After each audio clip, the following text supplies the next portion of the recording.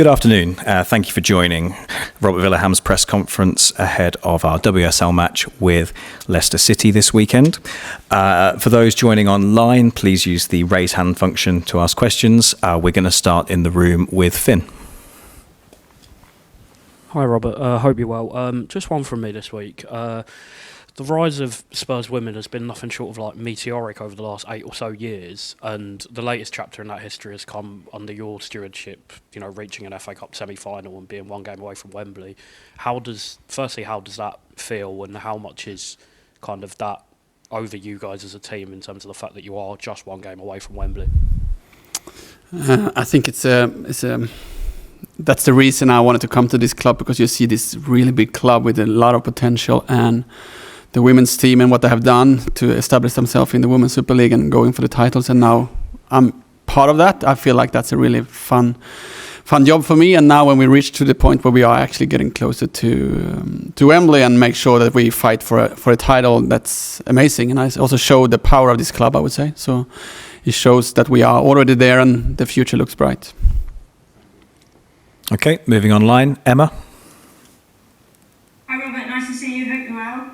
I just wanted to touch on a topic which has obviously been in the news a lot this week, especially given kind of the reports around obviously Leicester who you're facing this weekend.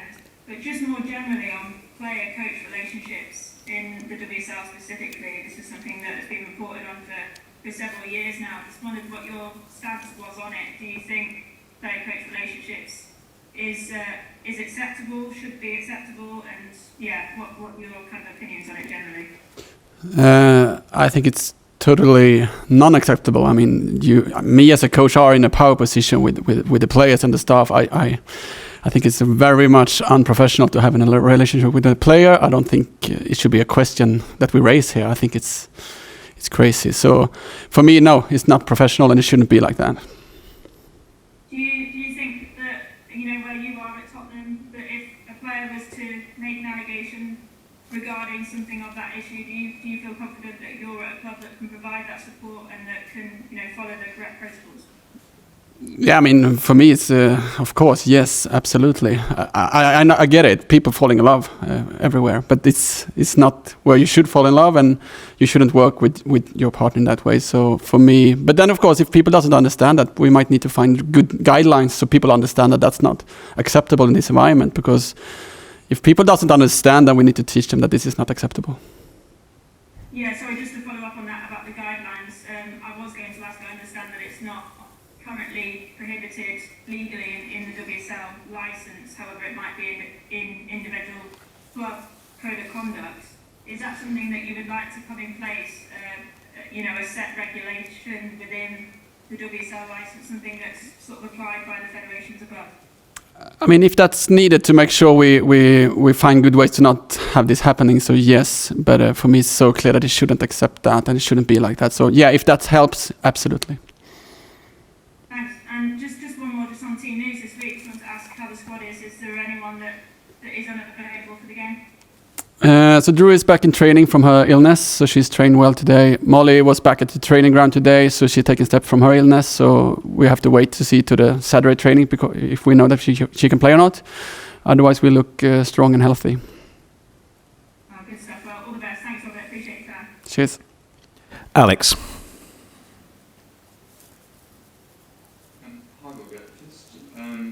Uncertainty surrounding Leicester. How do you think that potentially affects your preparations to face them?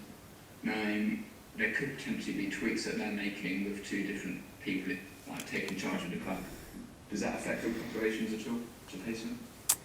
I mean, we put very much focus on how we play and how we want to develop the play, and a little bit about the opponent, of course. When you change leadership or manager or whatever, that can be something going on, but I think the ones in charge right now looked like doing the same stuff last game against Liverpool and did well, so it doesn't really change anything for us. It's more like make sure we are really prepared how they looked the last game, possible scenarios, so it doesn't really affect us now. And just obviously in Leicester, we'll be facing them again in a month's time in the Cup semi-final. How do you make sure that the players kind of focus on this league match first before the Cup semi-final? when in some terms it could kind of feel like a dress rehearsal? I think you can see it like a really good preparation for the FA Cup if you want to look at it the FA Cup way, because you're going to practice something for that big game. But on the other hand, it's actually a competition in Women's Super League with a really important game, because they can actually come above us in the table. So for me to be motivated to go to this game with really 100% focus is, of course we will. And I know the players, they want to compete and be better every day, and they want to show that they're going to, play on Sunday and perform in that game. So I'm not, I'm really clear that we're going to do a good performance and have full focus on the league game on Sunday, and then we take the FA Cup in the future. Perfect. Good luck on Sunday. Cheers. Chris Brooks.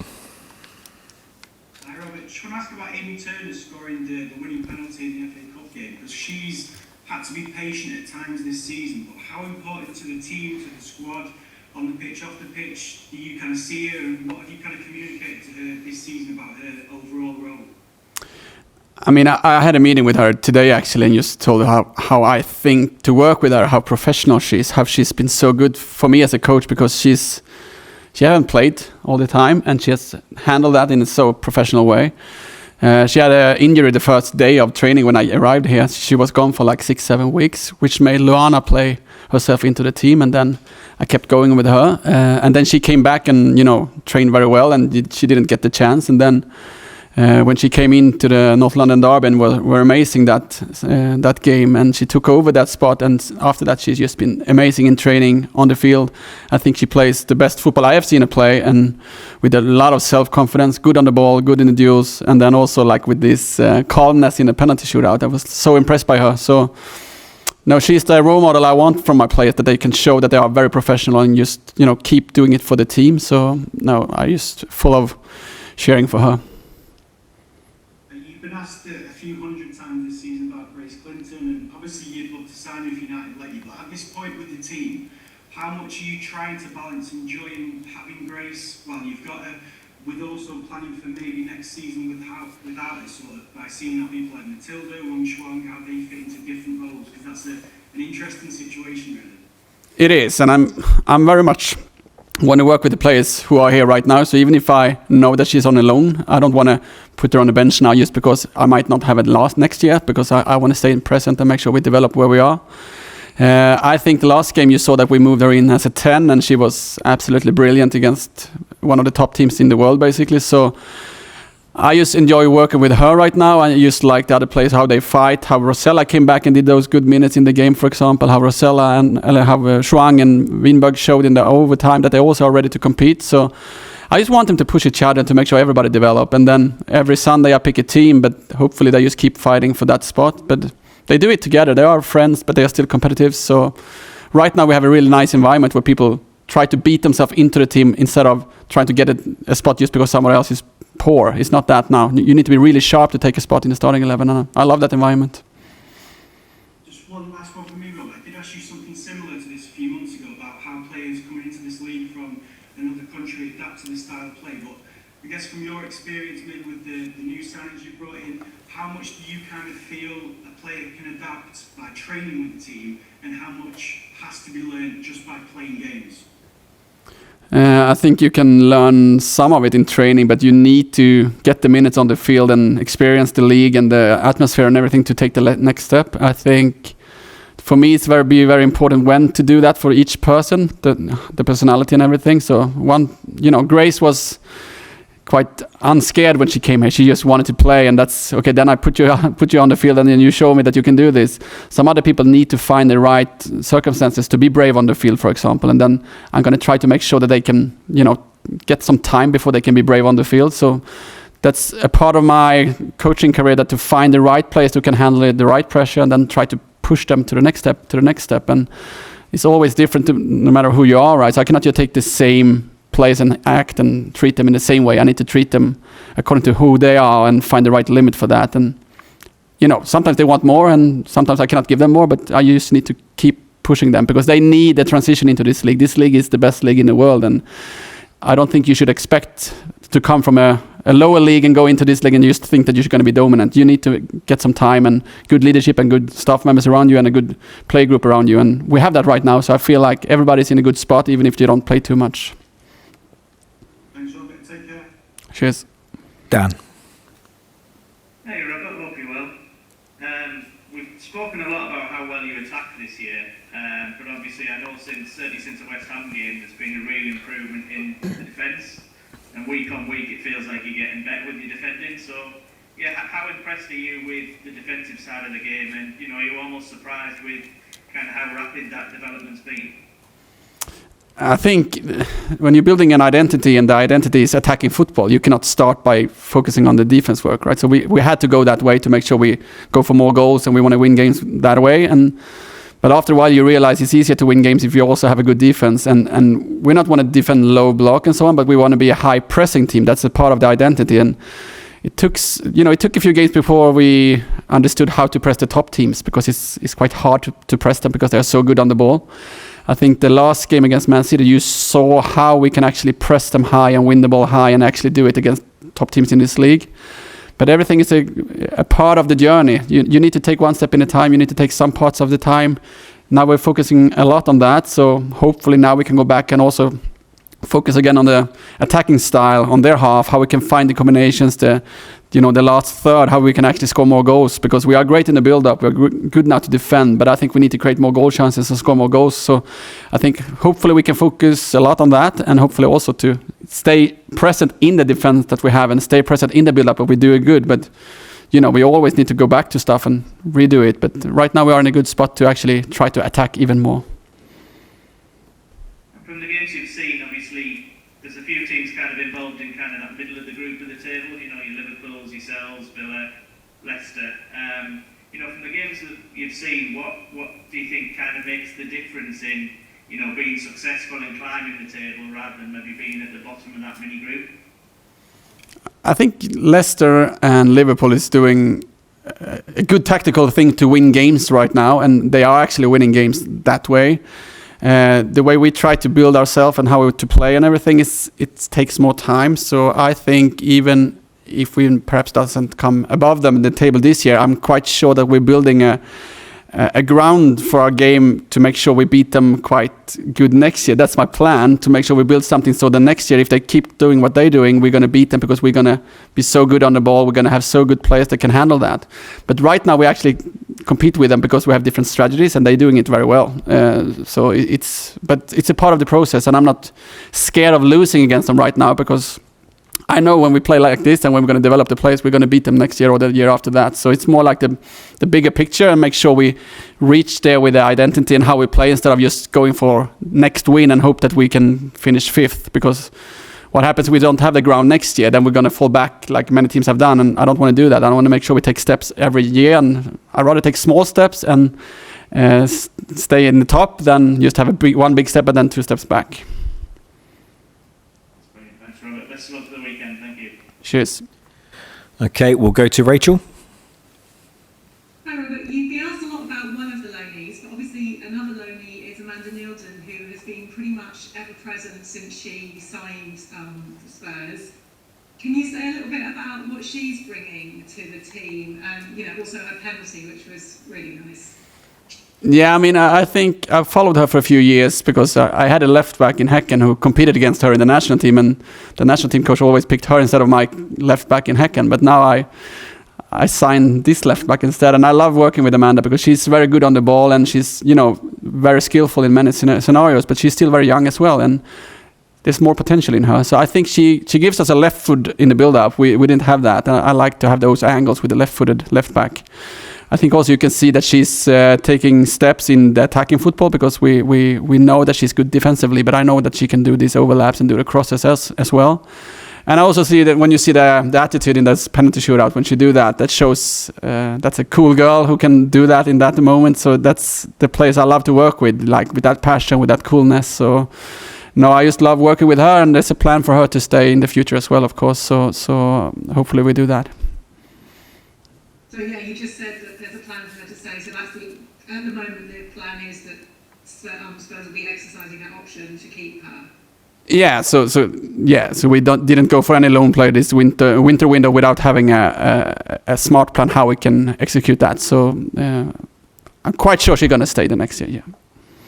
That's good news.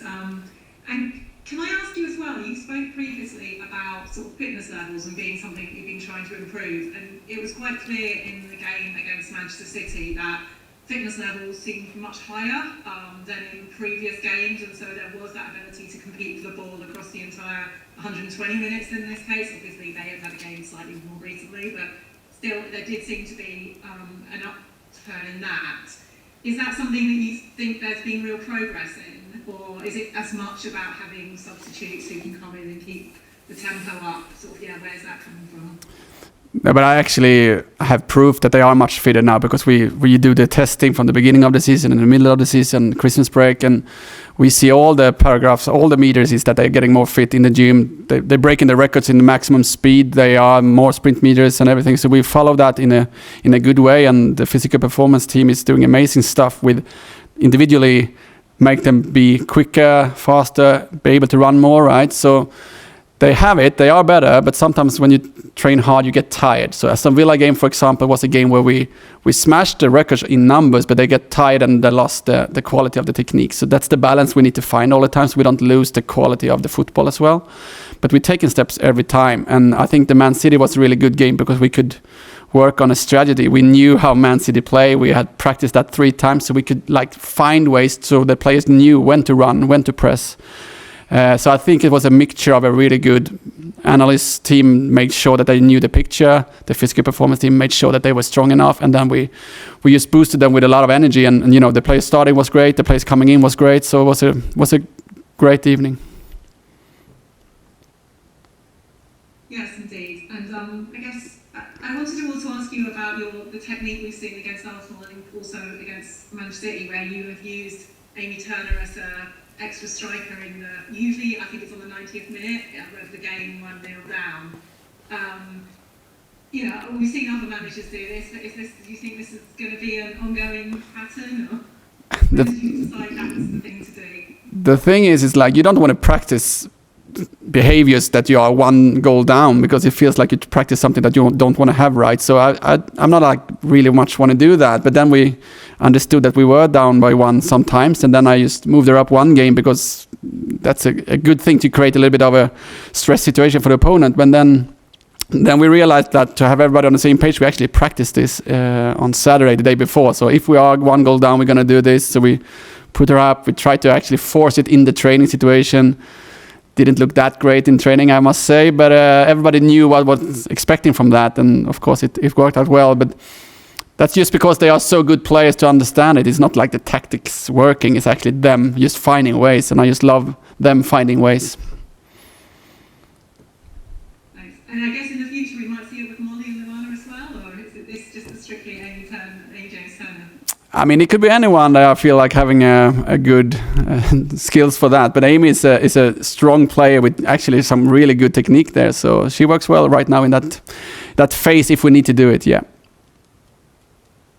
I'm finding, I guess, just a very quick final one on the defence is Ashley Nadal's back. And what does that bring you? And kind of, I think some people like to defend and just protect. I think Ash is one of those who like to defend and win the ball. So she's so good 1-against-1 to actually try to win the ball against opponents. So when you have her as a fullback, you know that they're probably not going to beat her because she's very quick and strong, but you're also actually going to win the ball when she's having the 1-against-1. So that makes you a little bit more calm to not overdo like with 2 players and doubling up all the time. So she gives us good stuff there. And then I think she's a good ball carrier. She's a good, attacking face as well player. So, and also she's I kind of like that even if she do a little bit of a mistake with score their goal, she just keep going the whole game and just get back to the game and are brilliant after that. And those players are the players I want to love and work with, because then you know that they don't really affect them if they do a mistake. They just keep going. And when you have those role models for the other players, they just take after them. And it's okay to do a mistake if you just keep going. And she's the